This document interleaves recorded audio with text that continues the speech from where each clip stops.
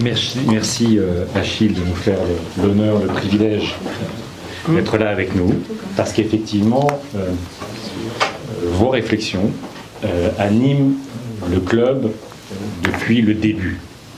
On sait à quel point on a une urgence absolue du temps long. Au fond, on est toujours dans un système où aujourd'hui le scientisme, le productivisme, le consumérisme, même Verdi est le cœur de notre modèle de développement. Pourtant, quand il y a eu la Renaissance, les Lumières, la Révolution, le positivisme a pensé au fond la sortie des théologies, le progrès humain, y compris à travers la science et la technique, la technologie comme outil de libération, de bien-être, d'accroissement de productivité. Et on voit bien qu'aujourd'hui, ce qui a été la construction de notre modèle, au fond, a totalement perdu son sens.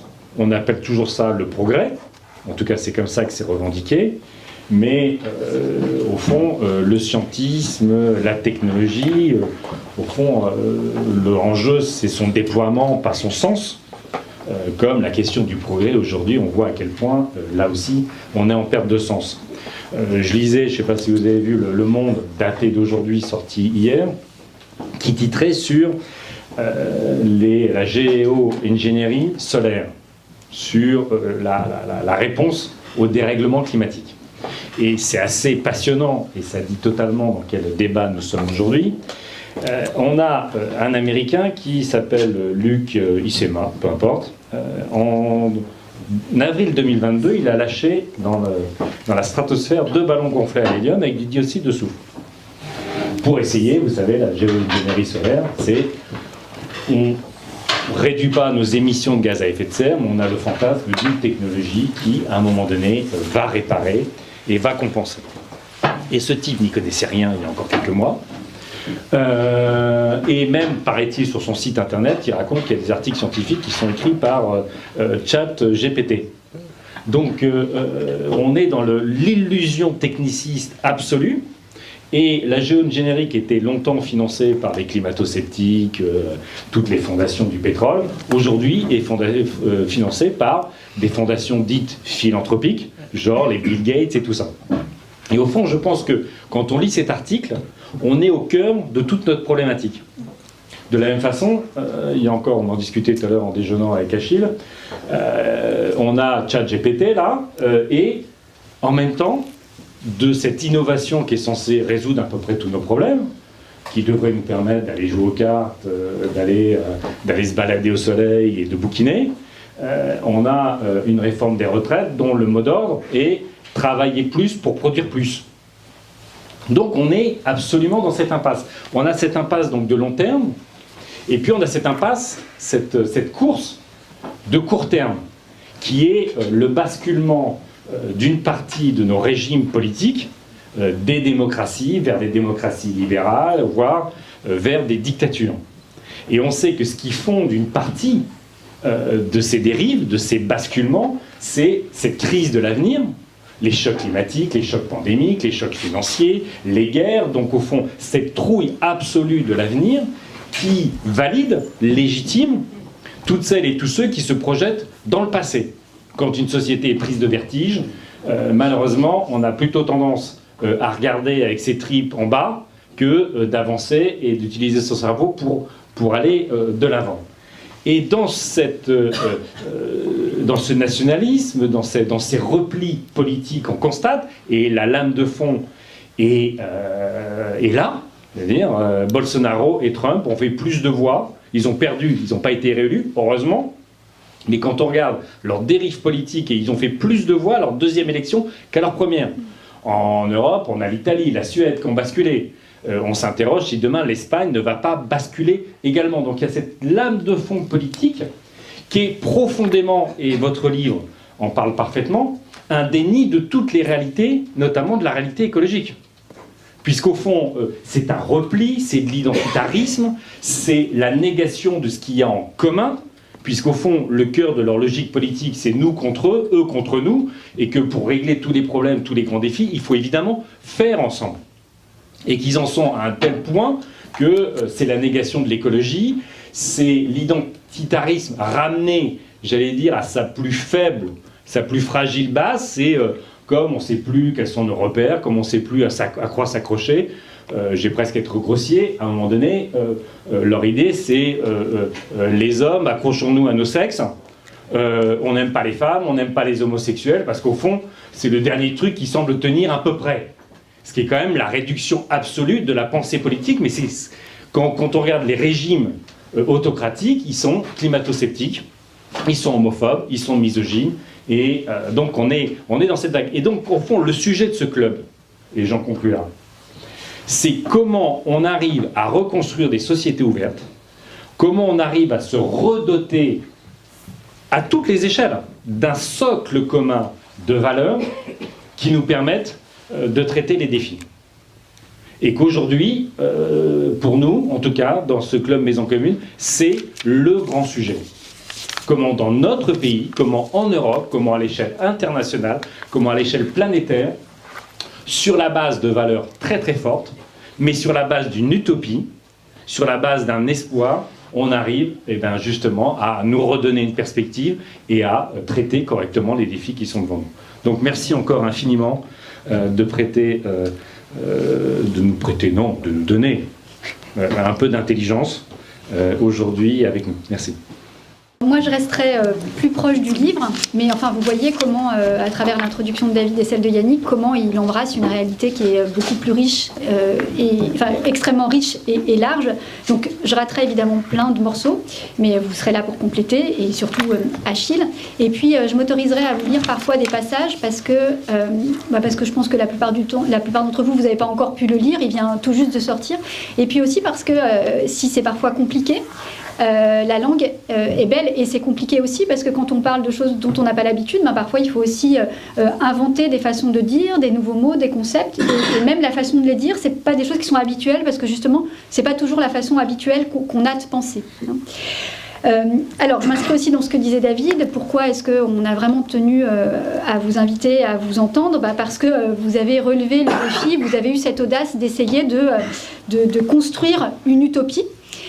Et moi, ce qui me frappe à chaque fois que je vous lis, alors c'est seulement le 3e que je lis, mais à chaque fois vraiment, c'est, qui me frappe et puis qui m'épate et qui m'enthousiasme, c'est votre capacité à nous ouvrir des perspectives, vraiment à nous ouvrir le cerveau, en fait, à nous aider à penser autrement. Et moi, après, à chaque fois que je vous lis, je me dis...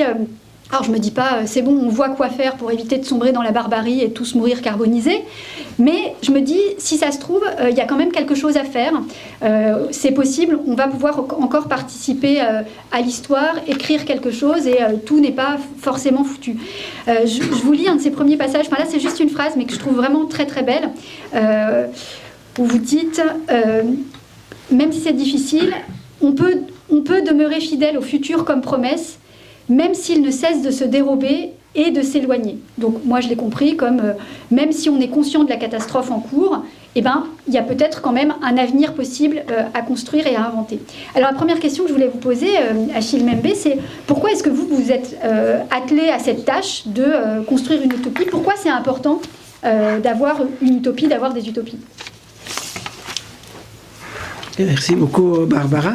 Je crois qu'il est bon que avant de répondre à votre question, que je vous dise, moi aussi, toute la joie que j'ai d'être ici cet après-midi. Yannick ne nous est pas du tout étranger en Afrique. Étienne est là, il peut en témoigner. Yannick a été un compagnon pour beaucoup d'acteurs de terrain qui, notamment dans la région ouest-africaine, sahélienne, ont essayé au cours des années précédentes de forger de nouveaux chemins. Et il le reste aujourd'hui. Et donc, pour moi, c'était lorsque Pascal et les éditions La Découverte m'ont dit et j'aurai cette possibilité de vous rencontrer, évidemment, je n'ai pas du tout hésité. Et donc je vous remercie énormément. Je remercie aussi la Fondation, David, pour son introduction, qui a bien campé lui-même et vous le problème. Je remercie la découverte, Pascal est là, Stéphanie et Thomas, et le club. Alors, Barbara, votre question, c'est de savoir pourquoi est-ce que j'ai entrepris cette tâche. Et pourquoi c'est important une utopie pour vous? Et pourquoi c'est important. Alors, c'est une tâche à laquelle se seront attachés beaucoup de générations qui nous ont précédés. Dans le contexte africain et diasporique, c'est une tâche qui aura commencé avec l'avènement de la modernité elle-même.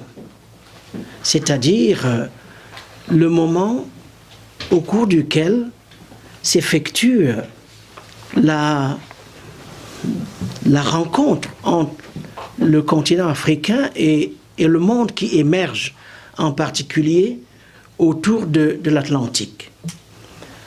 Ceci bien avant la révolution industrielle. C'est le monde, je dirais, du premier capitalisme dont beaucoup d'entre nous parlent, moi, dans Critique de la raison nègre en particulier.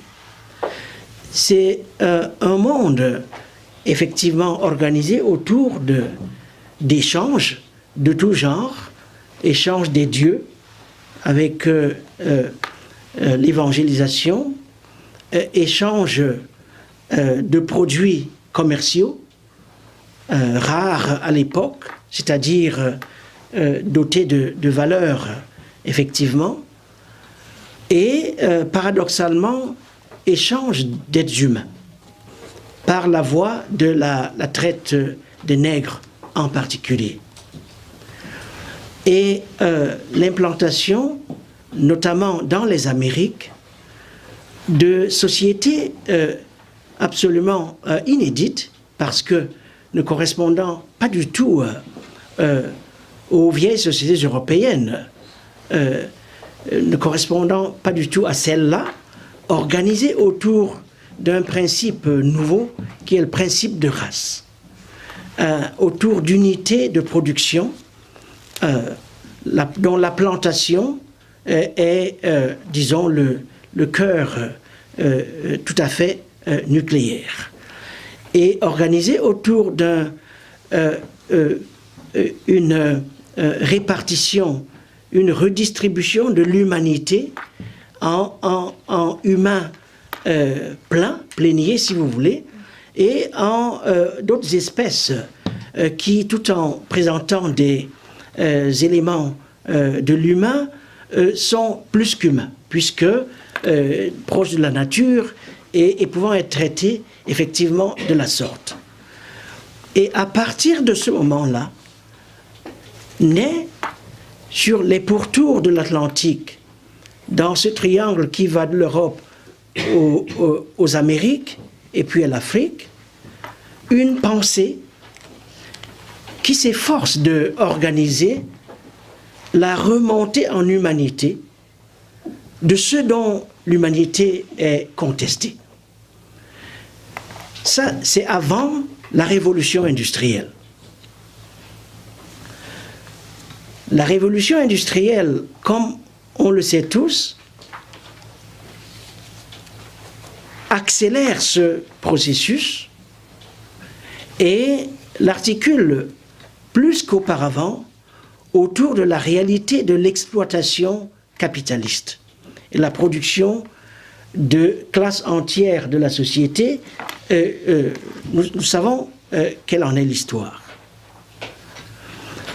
Et donc, Barbara, le travail s'inscrit dans la continuité de cet effort entrepris à l'époque, notamment aux États-Unis, par des intellectuels noirs américains en particulier, et qui se poursuit donc à l'époque coloniale dans les grandes métropoles européennes, à Paris, mais aussi à Londres et ailleurs, et qui se poursuit en Afrique même, au lendemain de la décolonisation, et qui est ponctué par des tas d'auteurs, on ne peut pas les énumérer tous, Césaire, Fanon, Glissant et plusieurs autres, et qui aujourd'hui est repris dans des lieux tout à fait particuliers. Je pense aux ateliers de la pensée à Dakar, au type de travail, Étienne, que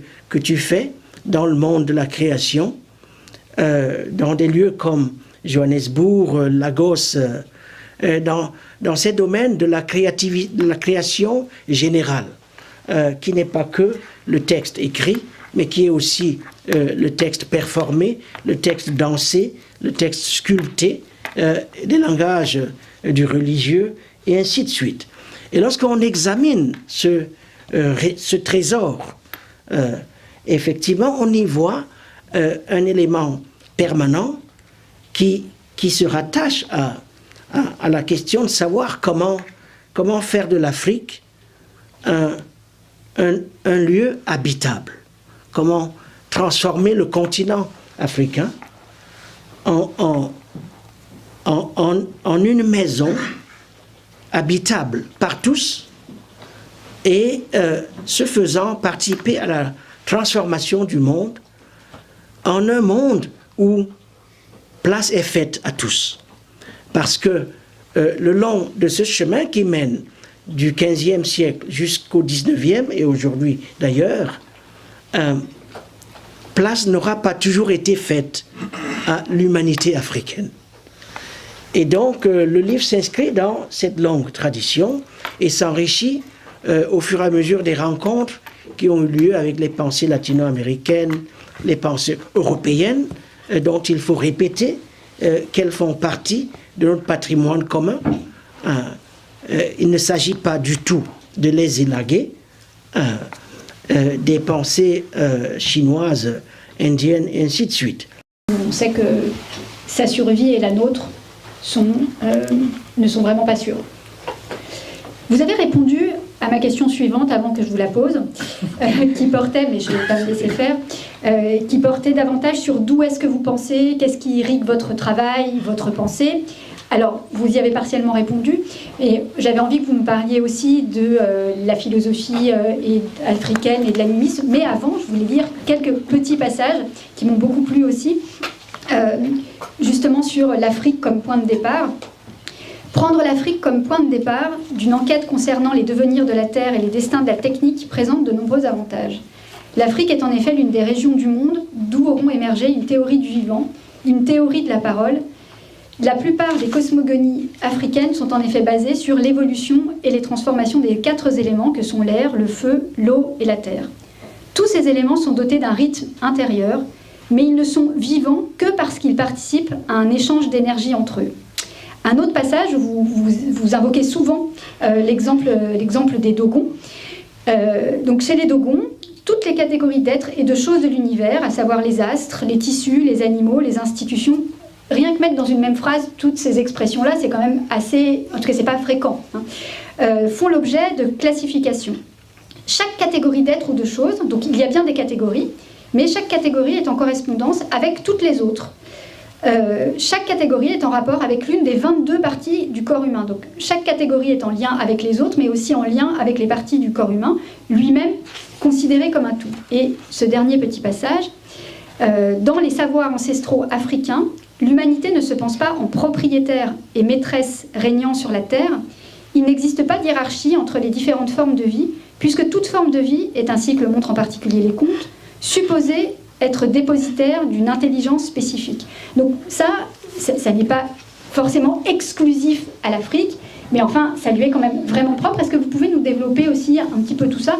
Alors, dans la salle, il y a peut-être des gens qui lisent tout le temps sur l'anthropologie africaine, l'animisme, mais je pense que votre façon de nous le représenter nous intéresse. Je voulais prendre au sérieux la sorte de réflexion ou la somme des pensées qui ont quand même été forgées par les plus vieilles sociétés de la Terre. Parce que, au fond, enfin, les communautés les plus vieilles au monde sont nées chez nous. Et je ne suis pas en train de privilégier le principe de l'aînesse, rien de tout cela, mais il me semblait quand même que les vieux ont l'avantage sur les jeunes d'avoir vu beaucoup de choses que les jeunes n'ont pas vues. Et qu'il devrait y avoir quelque part, disons, quelque chose que seul ils seraient capables de nous dire. Et donc, ce qui me frappe, vous savez évidemment pourquoi. Beaucoup de gens pensent que il n'y a pas de réflexion qui vient de l'Afrique. Il n'y a pas de philosophie, il n'y a pas de religion. C'est pas vrai. Et donc, je voulais m'appuyer sur les systèmes de pensée africains pour essayer de m'en servir comme ressource vivante dans la réflexion mondiale qui accourt sur le destin de notre terre. C'est-à-dire que la réflexion générale sur la question écologique aujourd'hui, au niveau mondial, il lui manque quelque chose. Il lui manque ce que seule l'Afrique peut donner. Il faut l'ouvrir à sa dimension africaine, sans laquelle elle ne sera pas une réflexion planétaire. C'était ça, et c'est ça, le défi. Il faut l'ouvrir à toutes les archives du monde, bien entendu, mais surtout sur celles de ces archives du monde qui, pour le moment, n'en font pas partie, pour toutes sortes de raisons. C'est ça qui est à la base de la communauté terrestre. Et donc, ces archives, ces vieilles archives africaines, elles existent. Mais il faut savoir où aller les chercher.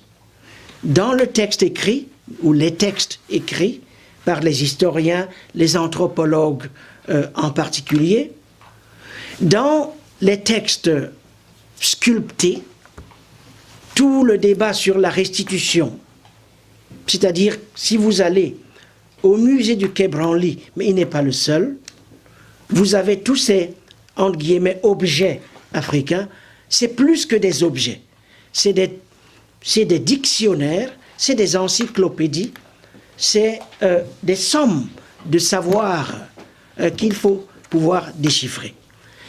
Je pourrais continuer la liste, mais il fallait donc revisiter, disons, ces trésors et voir comment est-ce que, au sein de ces textes, les Africains anciens, mais c'est pas que anciens, c'est des choses qui se poursuivent dans le présent, sous des formes différentes, comment on a imaginé le monde. Et nous, à l'intérieur du monde, nous, c'est-à-dire les humains. Et évidemment, on va faire court parce que ça pourrait prendre une année de séminaire. Deux choses nous frappent. Un, le fait que l'idée même de la Terre du monde est organisée autour du principe de l'hétérogénéité et de la multiplicité. Tout est multiple. Mais tout, les dieux, les formes, les plantes, tout est multiple par opposition à l'idée de l'un dont on sait très bien combien elle a disons, impacter sur tout l'imaginaire des sociétés occidentales dans ce cas, ou d'ailleurs d'autres. Donc, un, le principe de la multiplicité. Deux, la prééminence de la relation sur l'ontologie. Vous lisez les textes, le grand texte de la philosophie occidentale, c'est l'être et le temps. L'être est au départ et à l'arrivée de tout. Dans les textes africains, la relation vient avant l'être. C'est la relation qui détermine l'être. Il y a beaucoup d'autres concepts fondamentaux. On n'a pas le temps de les élucider. Mais cela vous montre qu'il y a d'autres manières de imaginer, de construire le monde et de concevoir notre place à l'intérieur de ce monde et les relations que nous pouvons entretenir avec le reste des étangs. Et qu'en mettant tout cela ensemble, il est possible de répondre de façon tout à fait dynamique à la question de savoir où est-ce que nous en sommes, quelle heure il est, et à la question de savoir s'il est possible de réimaginer la Terre avec T majuscule d'une manière qui fasse place au vivant dans son ensemble. Le vivant humain, mais aussi les objets, mais aussi les ancêtres, mais aussi ceux qui attendent de naître dans un lien intergénérationnel et transversal qui nous permet de penser une écologie générale. Ce que j'appelle dans le livre une écologie générale. Voilà un peu, si vous voulez, quelques éléments de réponse à votre question. Merci. Du coup, évidemment, ça m'en suscite beaucoup. Mais juste pas pour résumer, mais ce que vous nous dites, c'est que dans la pensée africaine, il y a à la fois en premier, le fait que tout soit multiple, mais aussi le fait que tout soit en relation. Oui, oui. Voilà. Oui. Alors, c'est évidemment un problème, le fait que la pensée, le monde, en tout cas, la pensée la plus visible, fasse l'impasse comme ça sur toute la pensée africaine. Donc c'est un problème dans l'absolu, si on prétend penser le monde. Et c'est un problème aussi, en particulier, il me semble, parce que beaucoup des expériences vécues sur le continent africain par les Africains sont, peuvent être annonciatrices, ou ont été annonciatrices, en fait, d'une façon, à la fois de façon très négative, de façon de traiter plein de gens dans le monde. Quand vous parlez du devenir nègre du monde, par exemple, pour le résumer évidemment très mal, le fait que finalement on s'autorise à traiter des gens en dehors même du continent africain aussi mal qu'on s'est permis de traiter les esclaves africains, mais aussi l'expérience du rapport aux objets, par exemple. Alors, de façon négative, quand les corps, par exemple, ont été traités comme des objets, et c'est négatif parce que de la part d'humains, considérant que les humains sont supérieurs, qu'il y a des humains supérieurs à d'autres, et qu'en plus les humains sont supérieurs à tout le reste du vivant, mais aussi dans un rapport positif et constructif. Et donc c'est là que je voudrais aussi dire deux passages qui m'ont énormément plu sur l'intrication qu'il y a, ou la difficulté de faire des limites entre ce qui est humain ou non humain, vivant et non vivant, le rapport qu'il y a aux objets. Et David l'avait introduit aussi, l'avait dit dans son introduction, c'est quelque chose qui nous intéresse vraiment beaucoup, cette histoire du lien avec les objets, parce que c'est, un pan aveugle, négligé ou ignoré un peu de la pensée écologique. Et aujourd'hui, avoir une pensée globale qui ignore la place des objets, on en rate forcément l'essentiel, l'essentiel, en tout cas une grosse partie, puisque justement les objets font partie de nous et de nos relations et de notre vie. Alors, deux passages là encore. Donc là, vous faites référence aux travaux de Germaine Dieterlen. Donc, elle dit, traitant des outils chez les anciens Bambara de l'Afrique de l'Ouest, elle explique que les manches des houes et les haches étaient considérées comme des personnes parce qu'imprégnées de la force vitale de celui qui les tenait en main. Il en était ainsi parce que le rapport entre l'outil, son auteur et son usager n'était pas un rapport d'extériorité. Certains outils étaient, au demeurant, l'objet de sacrifices réguliers. Pour ainsi dire, ces sacrifices et rituels donnaient du souffle et de la respiration à l'outil. À titre d'exemple, il n'était pas rare que le chasseur imbibe son arme du sang des animaux blessés ou tués, sang qui communiquait à l'instrument une part de la force de l'animal et contribuait à augmenter l'adresse du chasseur. Percer le secret de la fabrication des outils n'était donc pas suffisant, il fallait également en maîtriser l'usage. L'efficacité de l'outil ne dépendait pas seulement de ses propriétés intrinsèques. Tout outil avait besoin d'un supplément qui lui était octroyé par d'autres forces et d'autres énergies. Et cet autre passage, mais c'est quand même vraiment difficile d'en choisir seulement quelques-uns. Malgré les apparences, on est loin en vérité d'en avoir fini avec la vieille question de savoir en quoi consiste l'humain et qu'est-ce qui le distingue d'un objet, d'un animal, d'une plante, des autres vivants, voire d'un simple outil ou d'un simple instrument. La plus grande part de ce qui nous arrivera désormais passera par des objets techniques. Ceux-ci sont un héritage de la raison et de la culture. Tout peut être plus quand leur Tout objet technique porte en effet les traces de l'esprit. C'est en cela peut-être plus qu'en leur matérialité que tout objet technique est vivant. Donc voilà, je trouve que c'est assez convaincant vraiment tous les liens, et ici je pense que personne ne pourra... Il y a ce que vous suggérez par rapport aux signes, lorsqu'on dit l'Afrique. Lorsqu'on dit l'Afrique, qu'est-ce qu'on est en train de faire surgir à l'existence? Beaucoup de choses extrêmement confuses. On ne va pas aller dans cette direction.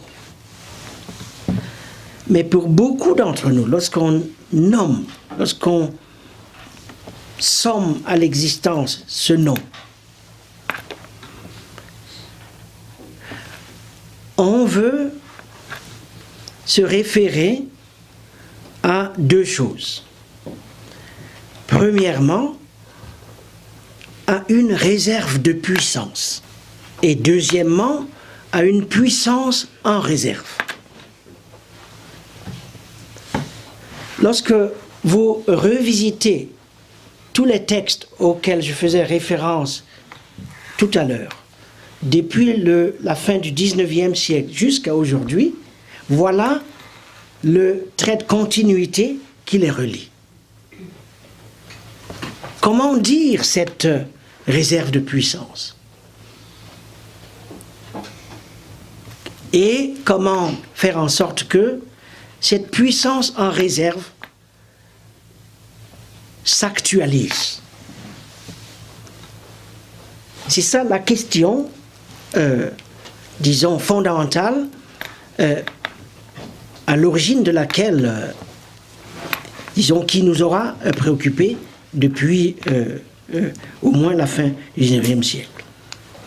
Alors, le petit tableau que je viens d'esquisser, tableau à deux portes, puissance en réserve et réserve de puissance, ce n'est pas le seul renvoi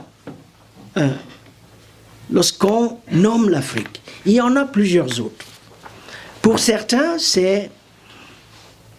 l'Afrique, c'est la figure même de ce que nous avons été et que nous ne sommes plus.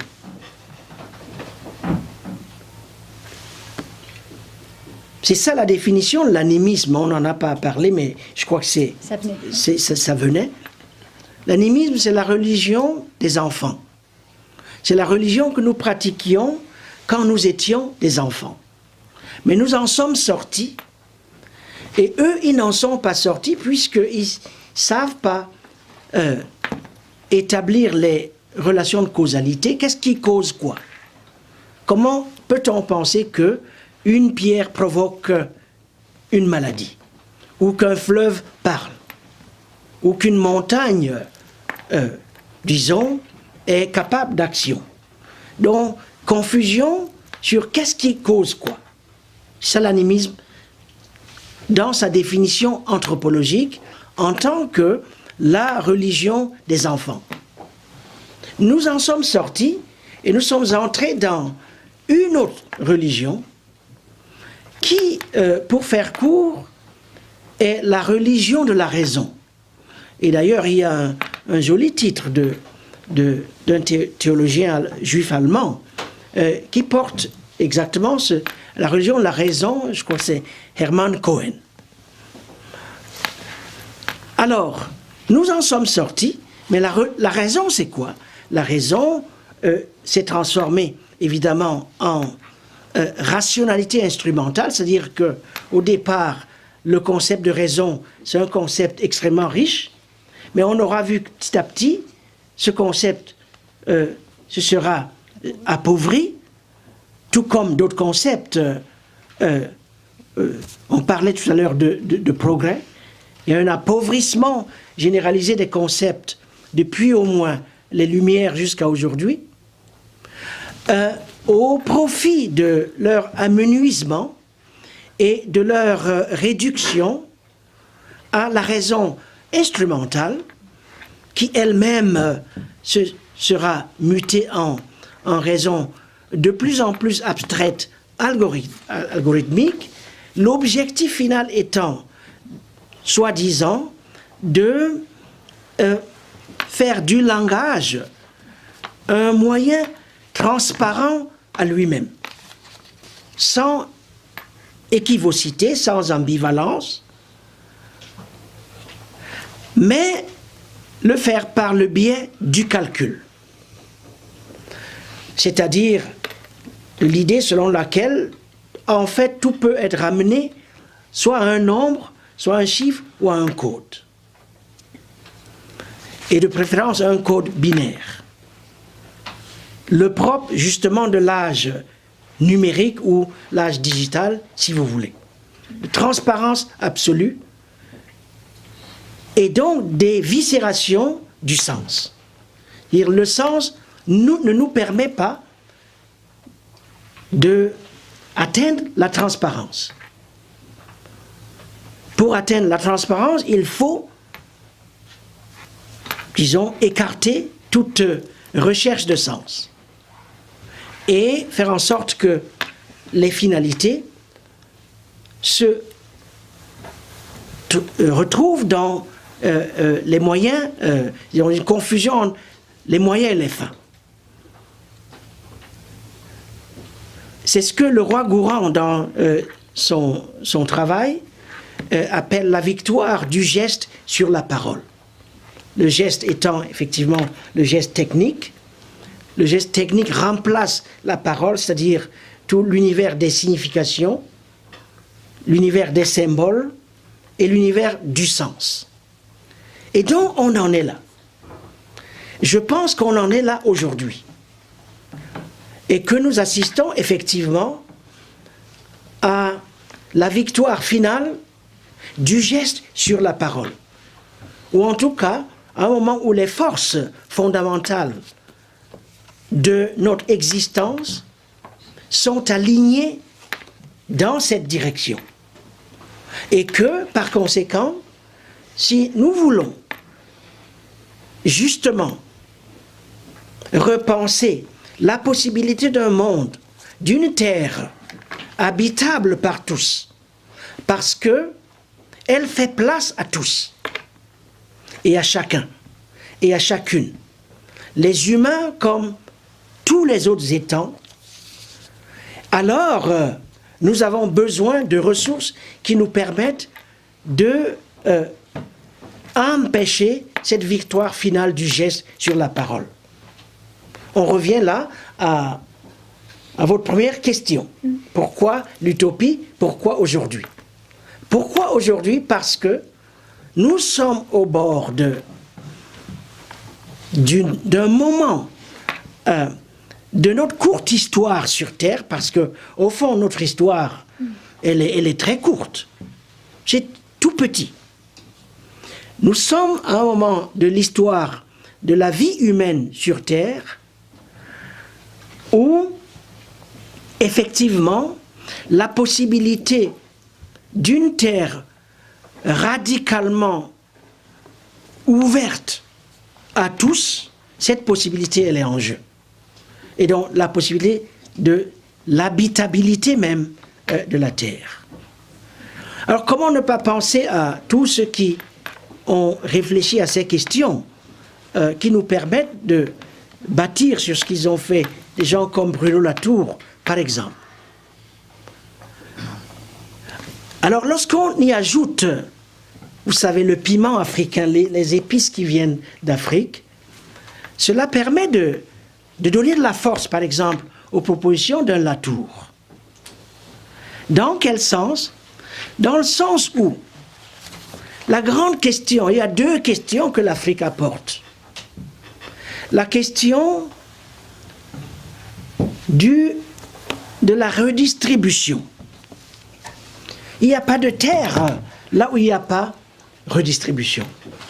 Redistribution générale. Redistribution parce que, un, c'est un droit. Deux, parce que il y a beaucoup qui a été retiré. Il y a des dettes à apurer. Trois, il y a eu beaucoup qui a été endommagé. Il y a un devoir de réparer. Voilà une série de choses qu'apporte l'Afrique de manière absolument radicale et vivante. Et on ne peut pas repenser le commun aujourd'hui sans ces éléments d'une dette constitutive du vivant, d'une réparation inconditionnelle, justement parce qu'il y a eu des choses, des pertes irréparables. C'est-à-dire des choses qu'on ne pourra jamais réparer, mais qu'il faut réparer, parce qu'elles sont irréparables. Voilà le paradoxe et la puissance qu'apporte l'Afrique au débat sur l'écologie générale. Il y a une ou deux autres dimensions, habilité. La durabilité, Bruno n'en parle pas souvent, ou en tout cas pas directement. Mais l'apport de Bruno Latour, je ne sais pas pourquoi je le mets au centre de notre échange de cet après-midi. Il doit y avoir une raison. Ce que l'Afrique apporte à ce que Bruno nous a laissé, voilà, la durabilité. La durabilité parce qu'il y a une reconnaissance originaire du fait que une des choses que nous partageons tous, c'est la vulnérabilité. Lorsque vous vivez au Sahel, Yannick, vous y avez vécu. Lorsque vous faites face à la période de soudure, par exemple, au cycle de la sécheresse, alors la thématique de la germination, alors la thématique du grenier, tout cela devient absolument important et a des conséquences concrètes sur la façon dont vous imaginez le commun. Et donc, je pense qu'il y a beaucoup que l'Afrique pourrait apporter au débat général sur l'écologie générale en ce moment précis de l'histoire de notre planète. Mais pour que l'on y arrive, la pensée critique a besoin de se hisser à hauteur des défis planétaires qui sont les nôtres. Et pour y parvenir, nous avons besoin d'ouvrir les archives du tout monde. Et j'utilise le terme tout monde dans le sens précis où Glissant l'a utilisé. Et alors, en l'absence d'une réponse de ce type qui permette de régénérer la théorie critique elle-même, nous n'aurons affaire qu'à des, disons, discours provinciaux. Or, nous ne pouvons plus nous permettre ce type de discours face à la montée justement des périls qui sont d'ordre planétaire, ou je dirais d'ailleurs cosmique. Merci. Vous vous interrogiez, même si je pense que vous savez répondre, sur le lien, pourquoi vous invoquiez Bruno Latour. Peut-être parce que son Gaïa n'est pas sans lien avec la Terre dont vous parlez. Je voulais lire là aussi un passage en introduction du 3e chapitre. Donc la Terre, notre planète, la dernière utopie, donc c'est l'utopie. C'est bien autre chose dans votre bouche et sous votre stylo que le sol sur lequel on marche. Ce qui la distingue des autres, donc des autres utopies, c'est son hospitalité, c'est-à-dire sa disposition à faire place à plus d'un, à la multiplicité. Et c'est la raison pour laquelle elle participe autant de la réserve que du grenier, vous en parliez. La Terre dont il est question ici n'est pas l'équivalent exact du monde ou du globe.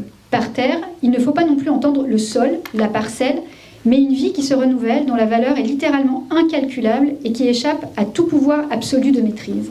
Il s'agit donc d'un corps vivant, animé, dont l'une des propriétés est par ailleurs d'être une matière susceptible de rendre possible la vie. Alors, sur ce petit passage, est-ce que vous avez dit 3 petites questions? Alors, une première, c'est quoi, est-ce que c'est pareil, la Terre ou la communauté terrestre, qui est le titre du livre?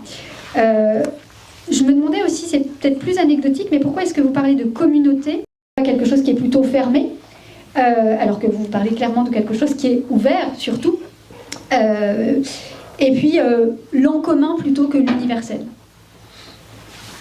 Peut-être que je me trompe mais moi j'ai l'impression que ce que vous utilisez, vous parlez d'en commun et vous ne parlez pas d'universel. Non, je ne parle pas d'universel. Et donc il doit y avoir une raison à ça.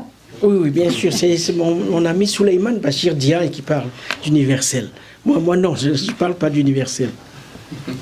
Mais nous, c'est un mot qu'on aime oui, souvent bien. Oui, je sais. Alors pourquoi on a tort? Non, je sais. Alors,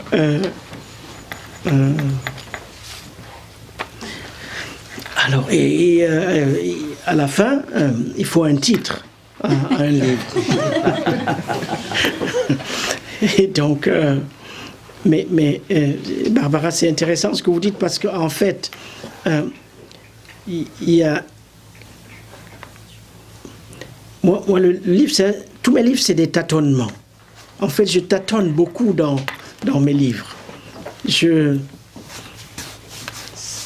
J'essaye des choses et puis je vois très bien que ça me permet de faire 1 kilomètre. J'aimerais que ça me fasse faire 10 kilomètres.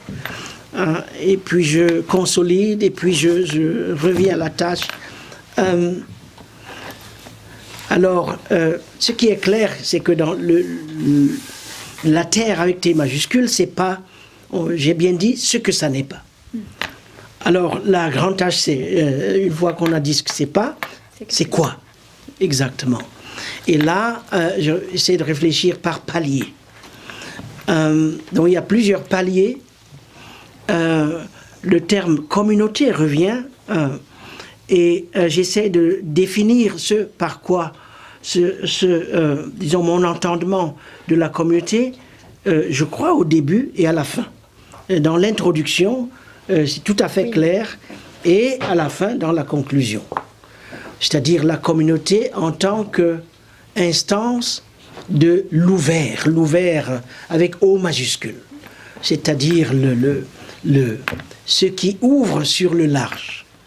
Et c'est très intéressant, je suis allé à la librairie hier, j'ai acheté je crois le dernier livre de François Julien. Première page, il parle de l'ouvert. Et donc c'est affaire de l'ouvert. Par opposition à la partition, par opposition à la fermeture, par opposition à la frontière, par opposition à l'encampement, par opposition à la prison, ainsi de suite. L'ouvert. Et au fond, cela n'est pas que théorique. Lorsqu'on fait une bonne anthropologie historique de l'Afrique, du nord jusqu'au sud, en fait, la communauté, c'est cela. En fait, la communauté, c'est ce qui se met en marche. En fait, le concept de communauté, développé au long de ces siècles, c'est cela. C'est la capacité d'itinérance, c'est la constitution commune, collective, si vous voulez, de cela qui peut se déplacer. Et donc, de cela qui peut faire l'objet de réappropriation par plus que ses propres auteurs. Et donc, j'ai travaillé à partir de là.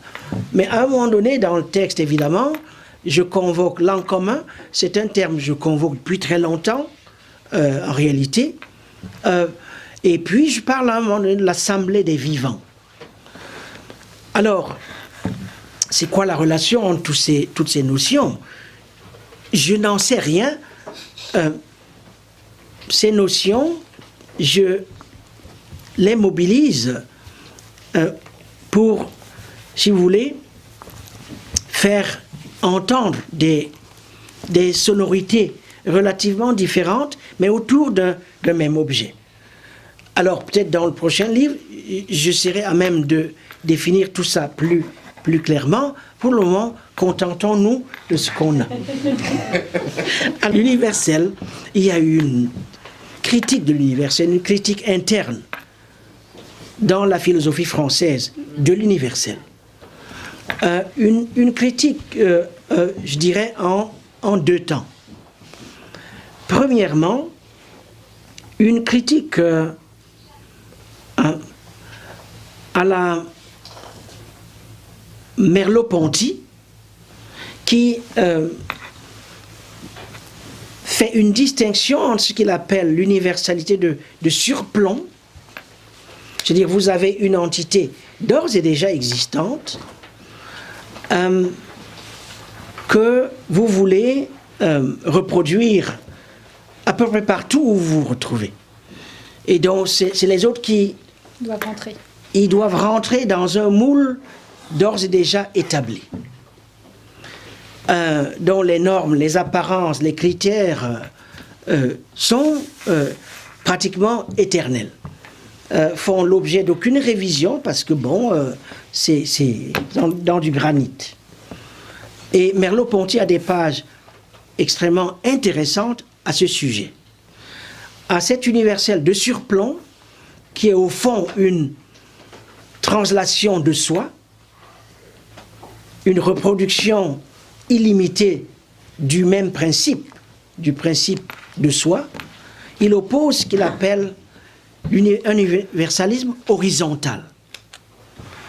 Et alors, cette critique de l'universalisme et cette manière de sauver le concept, elle a été reprise en particulier, en tout cas dans la réflexion d'origine africaine, par des philosophes comme Souleymane Bachir Diagne, dans toute une série de travaux, dont ses mémoires, le fagot de ma mémoire, je crois, et en particulier son dernier texte intitulé De langue à langue, qui est une théorie de la traduction. Et Souleymane entreprend ce travail dans le contexte d'une espèce de fidélité au projet de l'humanisme, mais un humanisme ouvert, élargi, et ainsi de suite. Et à ce projet d'un humanisme intégral participent la plupart de nos penseurs, nos grands penseurs, qu'il s'agisse de Du Bois, qu'il s'agisse de Fanon, qu'il s'agisse de Senghor, par ailleurs, ou même d'Édouard Glissant, dont la foi en un humanisme qui serait ouvert à tous, où il n'y aurait pas de hiérarchie, où il y aurait égalité fondamentale et originaire, mais entre les humains. Alors, moi je ne m'inscris pas dans cette perspective. Je m'inscris dans une perspective que l'on pourrait appeler multi-espèces.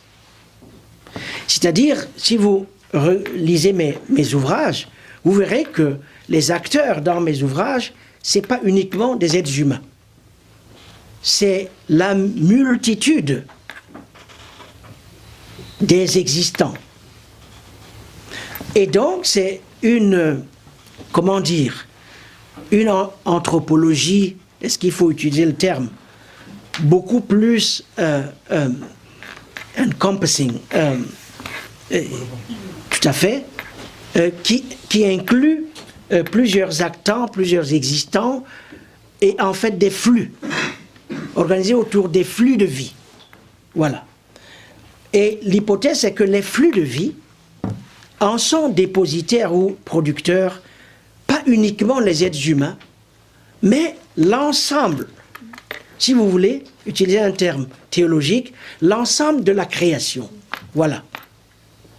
Je m'intéresse à l'ensemble de la création, à l'intérieur de laquelle il existe évidemment une place pour nous, les humains, mais nous ne sommes pas seuls. Nous ne sommes pas les seuls, nous ne sommes pas les maîtres de la création, et la création n'est pas foncièrement à notre service. Si vous voulez, voilà disons les prédicats fondamentaux. À partir de cela, si on accepte que ce dont il s'agissait de l'ensemble de la création, ce dont il s'agit, c'est de la relation entre ces divers éléments de la création. La question de la relation. Si on accepte que, à l'intérieur de cette création, il y a un droit égal, fondamental, à la respiration,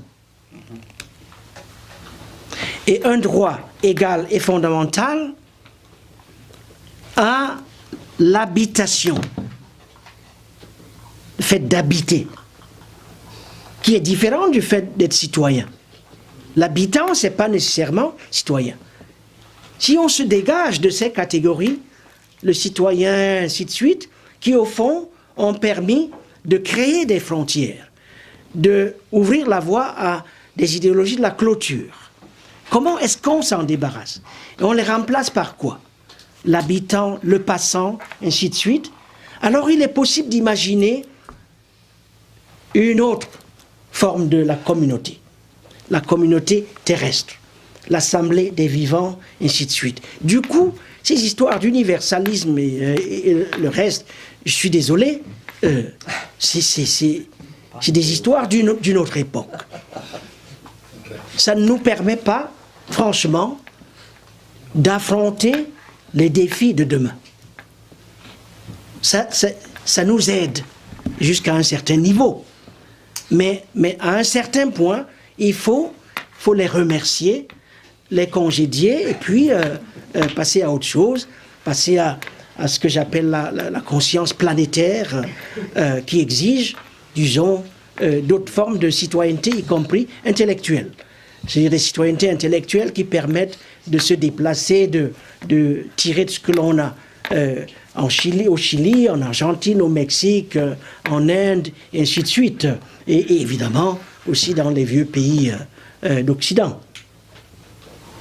Donc, si vous voulez, voilà un peu moi, ce qui me passionne en tout cas. Oui, en fait, évidemment que de voir le monde différemment, c'est le point de départ pour pouvoir le traiter différemment et traiter tous ceux qui l'habitent différemment et se donner peut-être un avenir. Mais en fait, ce qui est difficile quand on se dit, on voit bien combien ça nous ouvre des perspectives, mais on se dit, waouh, comme le chemin est long entre ça et la traduction qu'on en ferait de militants, il y en a sans doute parmi vous, qui se disent, voilà, comment est-ce qu'on fait pour changer tout ça? Vous en êtes à vouloir nous proposer que dans cette communauté, il y ait non seulement tous les humains, mais les animaux, les végétaux, mais aussi les objets, alors qu'on est dans une période, et pas simplement dans des pays lointains, où en fait, il y en a qui réaffirment avec une vigueur, même une indécence ou un sans-gêne incroyable, pas une distinction avec les animaux ou les objets, ça n'existe même pas, c'est parmi les humains. Hein. Et donc c'est vrai que ça c'est un peu abyssal. Alors ça n'enlève rien à la justesse de ce que vous nous dites, mais c'est ce qui fait que temporairement, on se dit ça nous ouvre, mais on a quand même encore du travail sur savoir qu'est-ce qu'on va en faire. Bon, évidemment vous pouvez réagir là déjà maintenant, mais peut-être que c'est bien qu'on donne la parole à la salle, et comme ça vous aurez évidemment encore matière à raconter plein de choses. On fait comme ça? Achille voulait dire quelque chose d'abord? Oui. Oui. Parce que ce que vous dites est très important. Ah bah alors allez-y. Non, mais je suis sérieux, c'est très important ce que vous dites. C'est-à-dire qu'il y a effectivement, j'essaie d'être le plus proche possible du réel, de faire preuve de réalisme, sans tomber dans le pessimisme. Parce que il y a des collègues dans la salle qui connaissent le continent. Moi, j'en parle depuis l'Afrique du Sud où je vis et je travaille depuis une vingtaine d'années. Alors, ce qui me frappe lorsque je regarde le continent à partir de Johannesburg, c'est que il y a trois formes de l'illusion qui nous menacent. La première forme de l'illusion, je crois que c'est Yannick ou David qui l'évoquait tout à l'heure. Je crois que c'est Yannick. C'est l'illusion selon laquelle tous nos problèmes, qu'on les reconnaisse ou qu'on les nie, seront résolus par la technologie. Si vous voulez, c'est l'illusion libertarienne. L'illusion libertarienne a cette particularité qu'elle conserve en elle une partie du projet prométhéen qui tout de même était à l'origine d'un certain nombre d'avancées, à la fois technologiques, politiques, et ainsi de suite, que l'humanité a enregistré au cours, je dirais, des 3 ou 4 derniers siècles. Les conséquences négatives, on les connaît. Elles ont fait l'objet de critiques de la part surtout de ceux qui sont penchés sur la question de la technologie. On parlait de Bruno, en plus de bénéficier de ce que l'Afrique apporte, Bruno aurait beaucoup bénéficié d'un regard nouveau sur la technologie, ou disons le processus d'escalade technologique, qui est en train d'être poussé jusqu'à ses ultimes conséquences. Évidemment, il y a eu auparavant des alertes à ce sujet. On peut penser ce que l'on veut de Heidegger, mais il est quand même un des philosophes qui, disons, ont été très conscients de ce qui pourrait non seulement nous arriver, mais arriver à l'ensemble du globe si effectivement le technologique était laissé à lui-même et dépourvu de toute finalité autre que sa propre reproduction. Donc vous avez cette illusion libertarienne qui aujourd'hui se manifeste dans des injonctions du type ce qu'il nous faut, c'est des entrepreneurs, ce qu'il nous faut, c'est des start-up, c'est des young leaders, c'est un culte de l'individualisme si typique de l'idéologie néolibérale qui a fait l'objet de critiques et nous sommes tous au courant de ces critiques.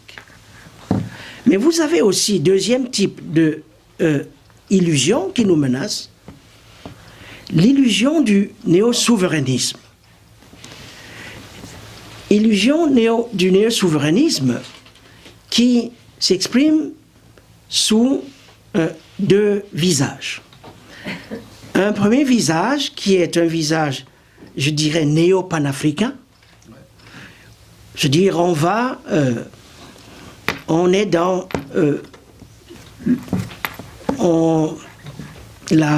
l'invocation d'une série d'ancêtres dont on ne se préoccupe pas d'étudier concrètement les discours ou les textes. En fait, plus on ne connaît rien au texte, mieux c'est. On on les invoque à l'exemple d'un chapelet, le rosaire, Sankara, évidemment, Nkrumah, Cheikh Anta Diop, à longueur de journée. Et d'ailleurs, il n'y a pas de femmes dans le chapelet. Et donc, un traficage de l'idée panafricaine, qui fut pourtant une idée émancipatrice, qui accompagna notre remontée en humanité au temps de l'esclavage, de la colonisation et des régimes racistes en Afrique australe. Donc on fait même base sur ce dépôt, on exclut ces dimensions véritablement révolutionnaires et on en fait un outil de ressentiment, dirigé à l'encontre en particulier de la France, mais aussi de certaines autres puissances impériales. Alors ça c'est le premier visage. Il y a un deuxième visage qui est plutôt passéiste, mythologique, qui se revendique de l'Égypte ancienne, l'Égypte pharaonique, et qui rêve littéralement d'un suprémacisme noir qui remplacerait le suprémacisme blanc. La dernière illusion, c'est l'illusion messianique, dans laquelle la préoccupation du salut et de la rédemption est corrompue par la violence religieuse. Violence religieuse à la fois de type islamiste, mais aussi évangéliste et pentecôtiste. Alors, la question, Barbara, c'est si effectivement le tableau que je décris a quelque validité que ce soit, la question c'est de savoir qu'est-ce qu'on fait? Alors, qu'est-ce qu'on fait? On essaie d'en sortir en dessinant un horizon différent, une proposition différente, qui repose non plus du tout sur la différence et l'identité, mais sur l'en commun, le semblable, donc la communauté terrestre. Vous disiez au départ que c'est le troisième dernier livre d'une trilogie qui aura commencé effectivement par une critique des idéologies de la différence et de la séparation et de l'identité. Il y a eu un moment au cours duquel la question de l'identité, il était nécessaire de la poser. Aujourd'hui, ce qui se passe, c'est que l'identité, la différence, ainsi de suite, tout cela a été repris et redéployé par des forces obscures qui s'en servent non pas pour des besoins d'émancipation, non pas pour, disons, alimenter la marche vers l'ouvert, mais pour réinstituer la clôture, la ségrégation et la séparation et la partition d'un monde qui, au fond, est devenu beaucoup plus petit qu'il n'était auparavant et dont la durabilité dépend absolument de notre capacité à le partager. Donc, voilà pour la partie théorique. Pour la partie pratique. Alors, moi, ça fait 2 ans, je travaille dans un projet, lui aussi utopique, qui consiste à réinventer la relation entre l'Afrique et la France. Parce que, figurez-vous, il y a une longue histoire de cette relation. Elle est ce qu'elle est. Elle a des parties absolument abominables et sales, mais absolument, hein, la question de la saleté. Elle a des parties absolument sales, qui sont pas seulement du registre du passé. Elle est tout cela. Mais elle a aussi un certain nombre de gisements d'oasis très fragiles qui, à un moment ou à un autre, ont fait signe à ce que on pourrait inventer. Et de toutes les façons, il s'agit d'une relation insécable. Parce que bâtie dans les corps, bâtie dans les esprits, et des gens qui circulent, qui échangent, ainsi de suite. Alors, qu'est-ce qu'on va en faire? Est-ce qu'il est possible de s'en servir comme d'un tremplin pour inventer d'autres formes de la relation au niveau international? Il me semble qu'il y a là une question fondamentale que l'on ne peut pas laisser uniquement à, disons, aux prédicateurs de l'illusion. Et qu'il faut envisager avec réalisme, mais aussi sans cynisme. Parce que le grand danger aujourd'hui, c'est le danger du cynisme, de l'indifférence ou du nihilisme. Voilà les trois grands dangers. Et si on veut redonner sens aux politiques en général, il est absolument fondamental de réinvestir les domaines du sens. Et les domaines du sens, ça se joue en particulier dans ces lieux où il y a eu des dominations multiformes et où il y a un effort pour remonter en humanité, mais ensemble. Et donc moi, c'est ce que je me suis investi à faire depuis 2 ans. Et cela aboutit à la mise en place, en Afrique du Sud, d'une fondation pour l'innovation et la démocratie. Parce que je pense que la réponse aux 3 illusions que j'ai évoquées tout à l'heure, c'est la démocratie. Mais la démocratie, à un moment effectivement où celle-ci est attaquée de partout, elle est en crise, elle est en état d'essoufflement, eh bien, voilà la réalité. Mais la démocratie aussi, parce que, au-delà d'elle, je ne vois pas très bien ce qu'il y a d'autre. Je veux bien m'en débarrasser, mais j'aimerais savoir qu'est-ce qu'il y a d'autre. Et donc, il faut la réinventer. Et l'Afrique pourrait être un des grands laboratoires de réinvention de la démocratie à l'âge où nous nous trouvons. En puisant dans ses ressources fondamentales, dans ses héritages anciens, dans ses mémoires, mais aussi dans ce qu'elle a aujourd'hui de préfigurateur du monde qui vient. En tant que laboratoire de la création générale au sein d'une planète qui a pris l'habitude de la considérer comme la pierre que les bâtisseurs ont rejetée, mais en fait qui pourrait être la pierre angulaire d'une reconstruction, non pas universelle, mais planétaire. Donc, si vous voulez, voilà un peu la dimension politique de ce type de travail et la sorte de lieu où on joue sa réputation, ses énergies et tout le reste, mais il faut prendre des risques. Donc, voilà. Merci.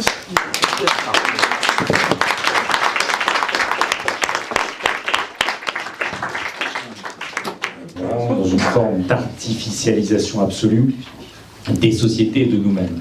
Est-ce que vous pourriez un peu développer sur cette question sur de la technologie au numérique? Sur la continuité qui me semble être présente dans le livre entre les choses et les vivants. Est-ce que vous pouvez nous en dire un mot de plus, et sinon je le trouverai dans le bouquin. Oui, merci, cher Rachid, pour à la fois la présentation et le livre. Dans ton livre, tu évoques le pays d'Ogon, auquel je suis très sensible.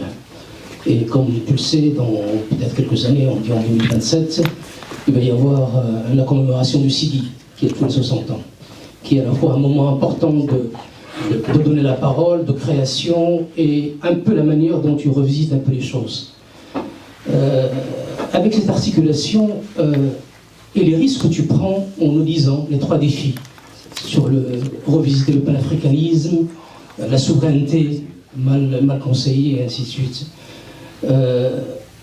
Comment, aujourd'hui, en tant qu'intellectuel africain, de la position d'où tu es d'Afrique, peut-on, ensemble, relever ces défis que tu as cités, qui sont aujourd'hui un des grands risques majeurs que connaissent à la fois les jeunes, mais également la diaspora, par rapport aux 3 risques que tu as cités, dans ce qu'on peut appeler un peu la communauté terrestre, et notamment du point de vue écologique. Yannick, effectivement, dans le livre, il y a toute une série de développements sur la question de l'artificialisation du vivant. Discussion de type plutôt économique, notamment en termes d'extension des droits de propriété et de brevetage du vivant lui-même, de ce que certains appellent la colonisation de type moléculaire, c'est-à-dire la mise sous contrôle, la captation et la mise sous contrôle pour les besoins du profit de tous les processus, à la fois chimiques mais aussi organiques, au terme desquels la valeur est produite, mais une valeur tirée effectivement des éléments du vivant. Donc il y a cette artificialisation qui prend ce chemin. Il y a également cette artificialisation qui se traduit par la mise en place, je dirais, d'un double de la Terre, c'est-à-dire d'une technosphère qui est devenue un élément constitutif de la biosphère. On parle de la biosphère, mais en réalité, il faudrait qu'on comprenne très bien qu'elle n'est pas composée que des espèces en général. Elle est aussi composée disons, des êtres techniques, pour utiliser le langage de Simondon, des étangs techniques, et qui sont un peu comme un double de cette Terre. Et l'exemple le plus animé, plein d'animation, créateur d'animation, de ce double de la Terre, c'est effectivement le monde des écrans. Notre existence est aujourd'hui une existence qui se fait par le biais des écrans,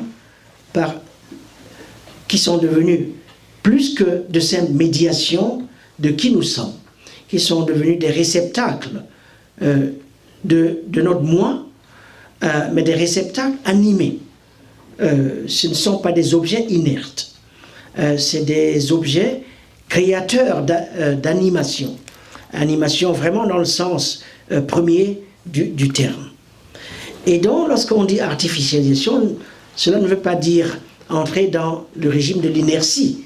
Bien au contraire, ça veut dire plonger dans un univers qui reflète mais transcende en même temps l'univers existant, l'image, c'est-à-dire le traduit en image, lui donne souffle, mais un souffle qui n'est pas effectivement la pneuma de la théologie chrétienne, mais un souffle dont il nous faut trouver le nom, et les met en mouvement et en circulation, de manière telle que ces objets peuvent désormais être partagés.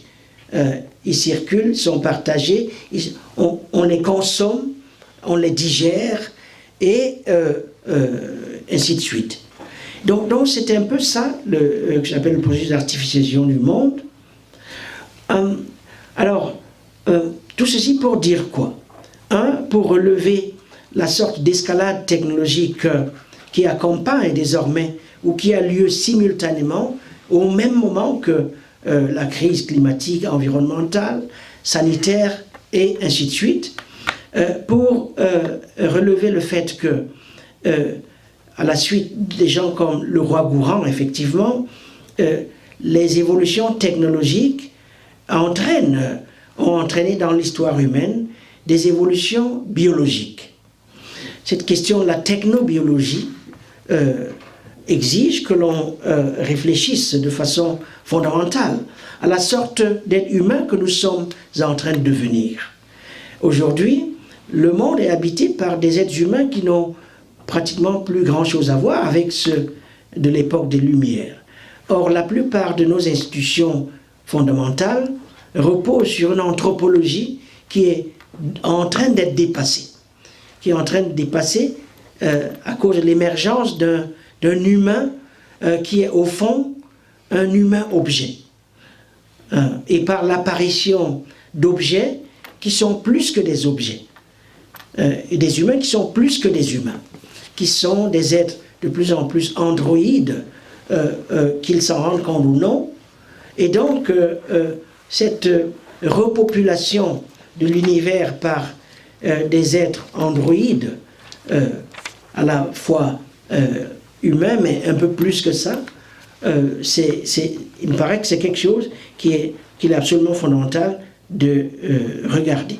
Donc, voilà un peu le type de réflexion qui découle du concept d'artificialisation auquel vous faites état.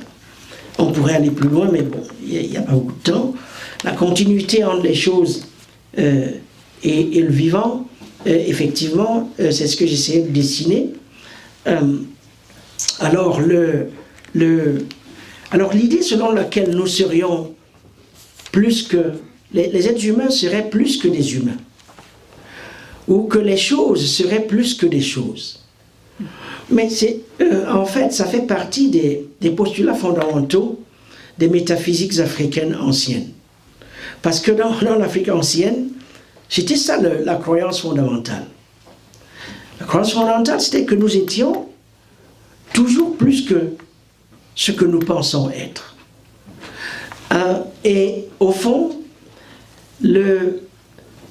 l'ambition d'autoréalisation, l'autoréalisation, self-realization, consistait effectivement à bien identifier, à découvrir effectivement cela qui, en nous, faisait de nous des autres que des humains, à mobiliser ces ressources et à les relier à d'autres entités, de telle manière que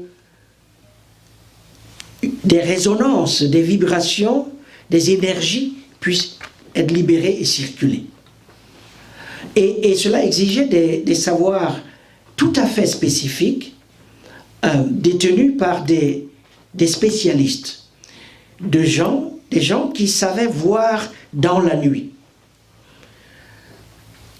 Le monde gardant, ce faisant, une part de mystère. Il faut revenir à ces catégories anciennes dont on s'est débarrassé, une part de mystère et à laquelle on pouvait puiser pour produire des effets d'enchantement. Enchantement par la voie justement des arts, de la danse, de la musique et ainsi de suite. Dans une espèce de biosymbiose réunissant effectivement l'ensemble des potentialités de la création. Donc c'est un peu tout cela. Alors lorsqu'on dit que le continuum vivant, être vivant et chose et objet, que c'est un continuum qui en fait est important à considérer, on ouvre une terrible boîte de Pandore. Pourquoi? Parce que notre modernité, elle repose sur la séparation absolument distincte des êtres et des objets. En fait, toutes nos théories de l'émancipation, c'est ça leur base. Oui. On lutte pour quoi? Pour pas être des objets. Pour ne pas être réduit à l'état d'objet. C'est ça le fondement de toutes les théories de l'émancipation issues de la modernité. C'est de garder intacte la frontière entre l'humain et l'objet. Alors les Noirs ont été les seuls qui ont traversé cette frontière dans l'histoire récente. C'est les seuls. C'est les seuls qui, objectivement, ont été des humains transformés en objets. Et donc, vous avez, notamment aux États-Unis, tout le courant intellectuel appelé afrofuturisme, qui part justement de ce constat. Et qui vous dit, mais, en fait, donc il y a tout un courant de pensée qui prend ça au sérieux.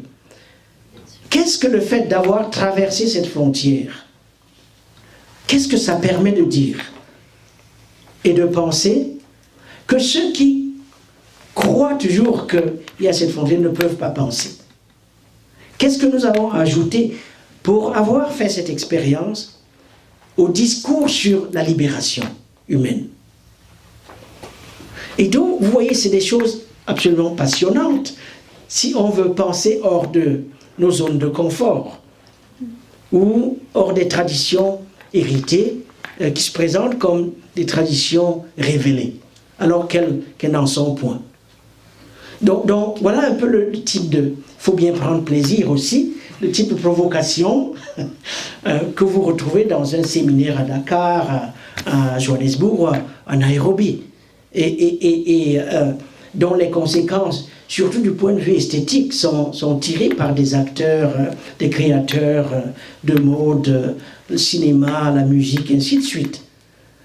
Voilà pourquoi je disais que, au fond, l'Afrique, c'est un formidable laboratoire, non seulement pour la pensée, mais aussi pour la sorte de pratique sociale effective en temps, disons, en temps d'extrémité.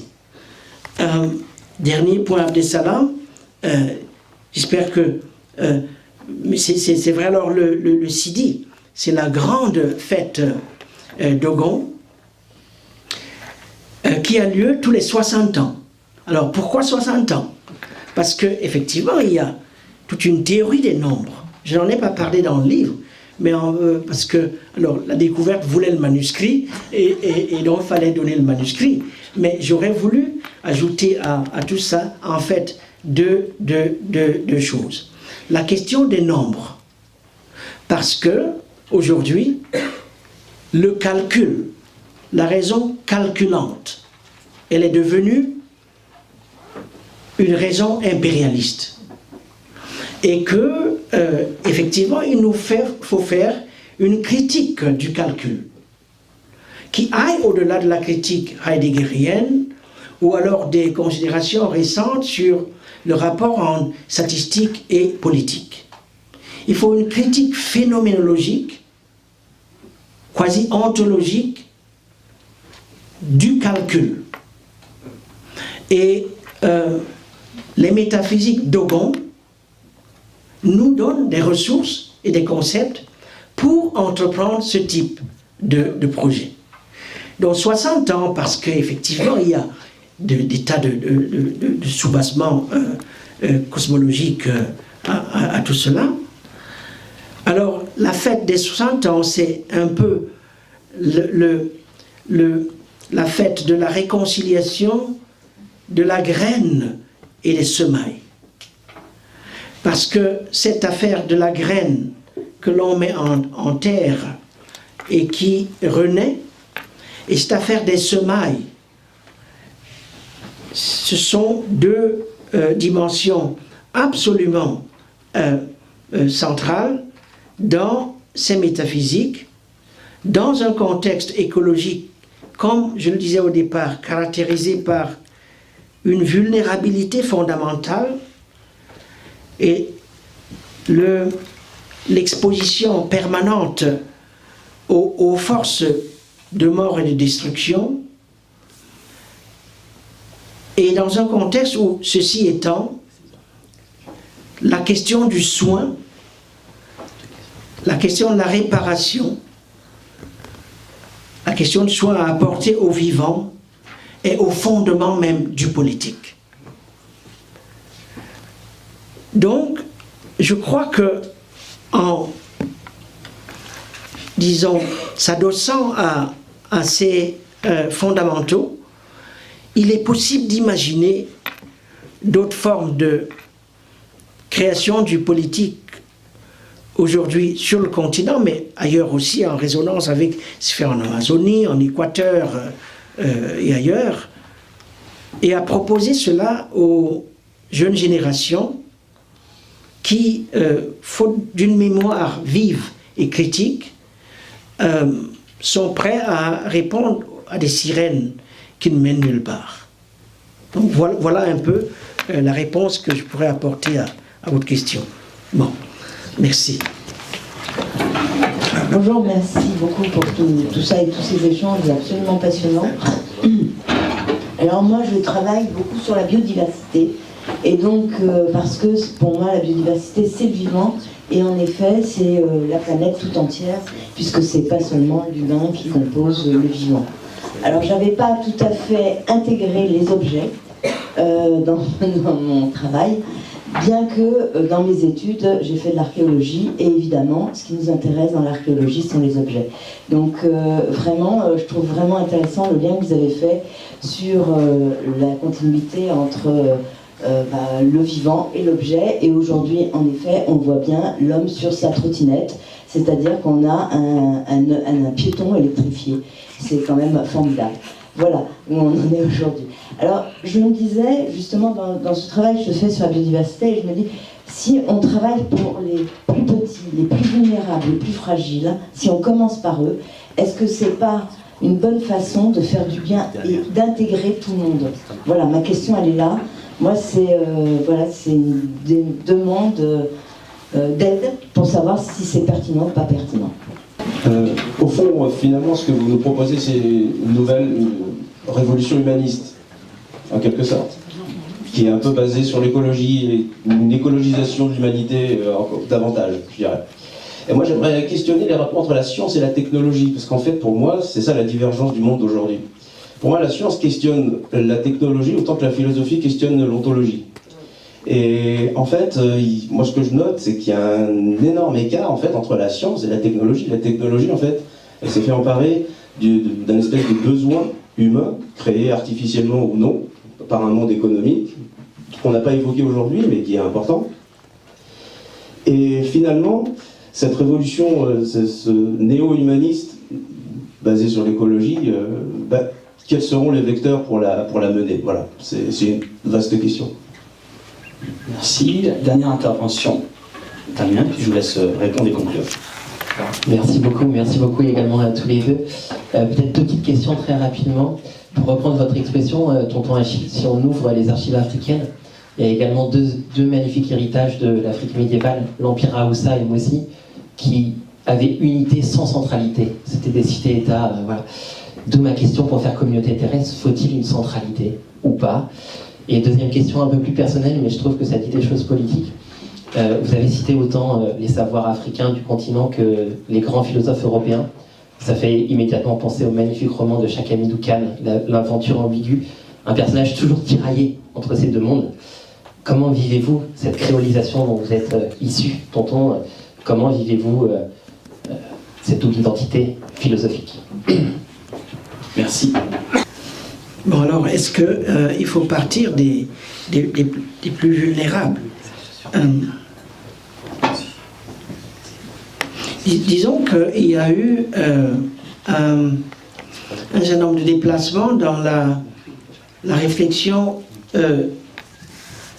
faite sur la vulnérabilité, je dirais, au cours des 10-15 dernières années.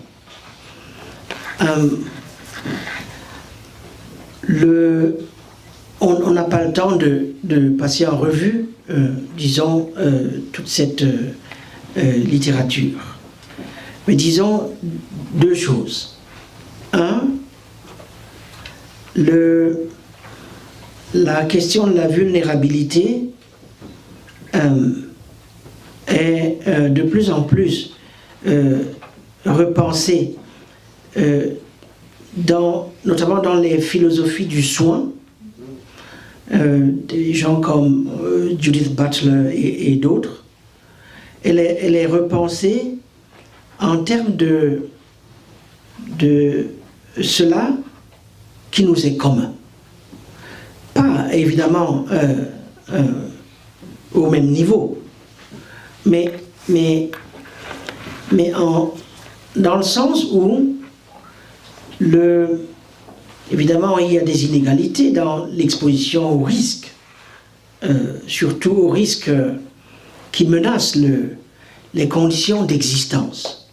Cette question des conditions d'existence, on la voit en particulier dans la littérature qui s'occupe des migrants, dans toute la littérature autour de ce que l'on appelle l'abolition, c'est-à-dire l'abolition des prisons.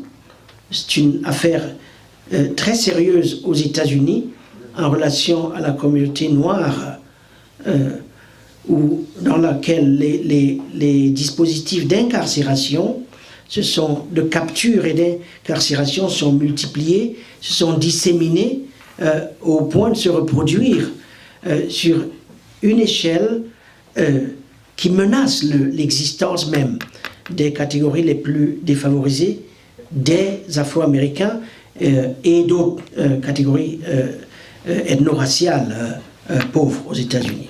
Donc vous avez tout cela, cette question de la vulnérabilisation et de la dévulnérabilisation qui, Étienne, tu t'en souviens, que nous avons traité lors des ateliers de la pensée de Dakar il y a quelques années. Donc l'Afrique étant là également un énorme laboratoire d'études pour qui veut étudier les pratiques de dévulnérabilisation et donc de résilience et ainsi de suite. Donc vous avez cette réflexion de type philosophique et socio-anthropologique, historique, et vous avez tout le travail qui se fait autour de la question de la sécurité humaine. Dans le sens où la sécurité elle-même a été longtemps pensée à partir d'une dimension un peu réduite, en termes de sécurité militaire, ainsi de suite, alors qu'au fond, c'est de sécurité humaine généralisée qu'il faudrait parler.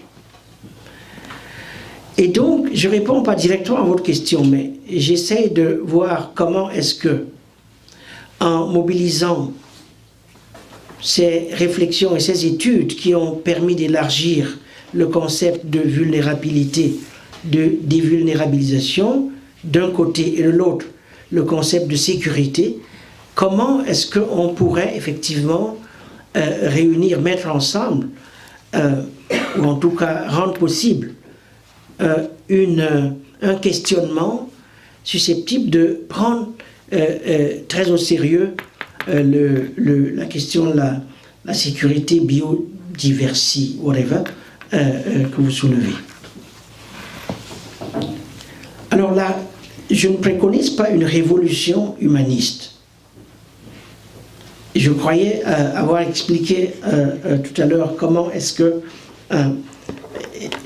évidemment,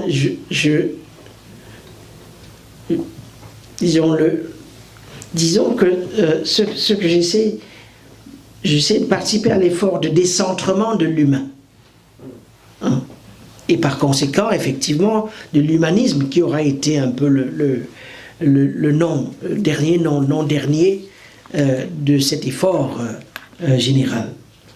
Donc décentrement, déplacement de l'humain en réponse aux mutations de tous ordres que nous venons d'évoquer, dans un geste théorique qui consiste à faire un pas de côté, pas pour nier ce que nous avons reçu, les héritages des Lumières en particulier, pas du tout, mais pour nous poser la question de savoir, mais si on fait un pas de côté, et on apprend à regarder différemment. Est-ce qu'on verra des choses qui nous étaient impossibles de voir, juste dans un geste de curiosité qui nous permet d'aller à la rencontre de pensées auxquelles on n'a pas suffisamment prêté attention, mais qui pourraient effectivement nous aider au moins à poser les questions différemment. Parce que c'est quand même incroyable, dire que cette espèce de geste appauvrissant, alors qu'on a un gisement de pensée, ce geste consiste à n'en utiliser que une ou deux. On gagne quand même un peu plus à en utiliser peut-être 3 ou 4 au lieu d'une seule. Donc c'est vraiment quelque chose de ce genre. Et donc, votre commentaire sur technologie et ontologie, je prends ça. Le monde économique, c'est vrai qu'on n'en a pas parlé directement, on l'a évoqué en passant. Il aurait été important de le faire. J'essaie de le faire dans le livre en particulier, en prêtant attention à en particulier l'économie d'extraction, à l'extractivisme, parce que c'est le modèle dominant chez nous, et en montrant comment, en fait, l'extractivisme n'est pas du tout séparé de ce que certains appellent l'économie immatérielle. En fait, c'est un continuum. Sans le cobalt récolté au Congo, il y a un certain nombre de manifestations d'économie matérielle ou même celle des plateformes. Évidemment, le téléphone portable, les ordinateurs portables, toute la technologie miniaturisée, parce que c'est ça l'autre développement, c'est-à-dire que ça devient de plus en plus petit, et ça devient de plus en plus portable, ça devient de plus en plus greffé sur nos corps.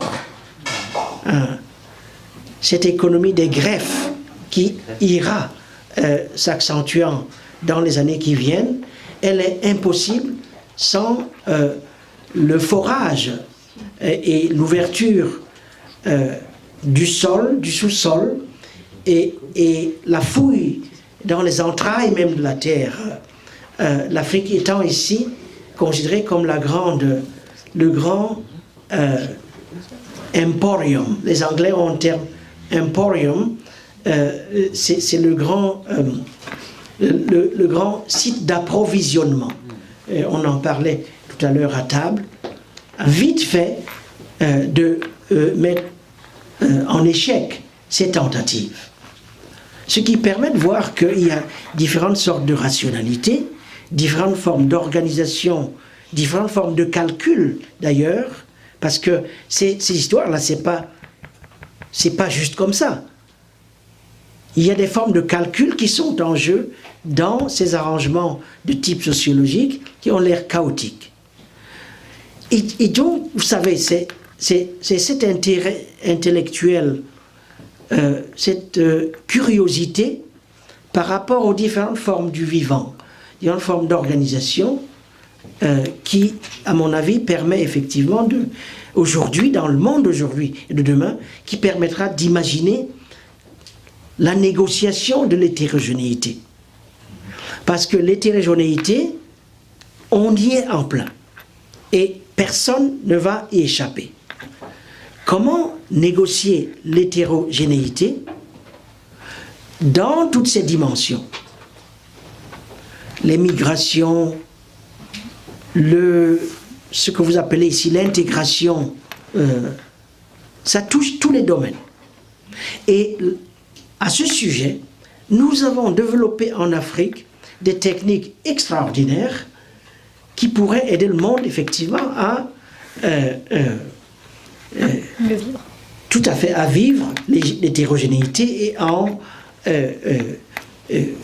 disons, extraire des choses qui permettent d'alimenter le vivant. Bon, alors on a parlé très longtemps. Je vous remercie une fois de plus. Et merci à